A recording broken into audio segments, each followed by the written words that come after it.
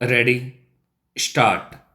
अध्यक्ष महोदय, मैं मंत्री महोदय को बतलाना चाहता हूँ कि कुछ वर्ष पूर्व इस विभाग में अपर्याप्त कर्मचारी थे। इस दृष्टि से इस विभाग में हिंदी के काम में कोई प्रगति नहीं हुई। अध्यक्ष महोदय, आपके लोकसभा सचिवालय में हिंदी के काम में प्रगति हुई है। इस समय लोकसभा की कार्यवाही दोनों भाषाओं में चल रही है, लेकिन अगर इस काम में हमारा सूचना मंत्रालय अपनी भाषा नीति के कारण पिछड़ रहा तो यह बड़े दुख की बात होगी। खाद्य तथा कृषि मंत्रालय की मांगों पर बोलते हुए मुझे याद आता है कि इसे जितना भी महत्व आज तक दिया गया है और जितना महत्व आज दिया जा रहा है वह बहुत कम है। अभी अंतर्राष्ट्रीय व्यापार पर बोलते हुए व्यापार मंत्री ने बताया था कि निर्यात की आमदनी में कृषि का कितना महत्वपूर्ण योगदान रहा है। उन्होंने बताया था कि 70% निर्यात कृषि की वस्तुओं का हो रहा है और उसी के द्वारा हमें इतनी आमदनी हो रही है।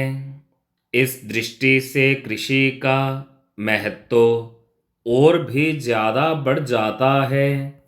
उन्होंने यह भी बताया था कि यदि कृषि उत्पादन केवल 5% और बढ़ जाए तो निर्यात से हम 100 करोड़ रुपए के लगभग अपनी आमदनी को और ज़्यादा बढ़ा सकते हैं।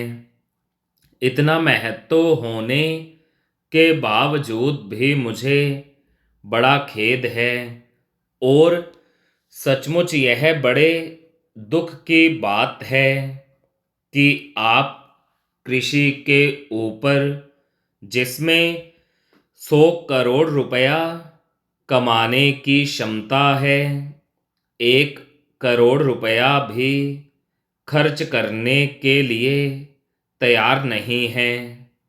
मैं तो यहाँ तक कहूँगा कि जिसे हम औद्योगिक उत्पादन मानते हैं उस प्रकार का उत्पादन आज भी हमारे देश में नहीं हो रहा है। वास्तव में उत्पादन केवल कृषि से हो सकता है, क्योंकि कृषि वस्तुओं से आपके दूसरे औद्योगिक संस्थान चलते हैं। यदि रुई देश में पैदा न हो तो कपड़ा कैसे बन सकता है? यदि मूंगफली देश में पैदा न हो तो वनस्पति घी देश में पैदा नहीं हो सकता। इसीलिए हमारा सारा उत्पादन कृषि वस्तुओं पर ही निर्भर है।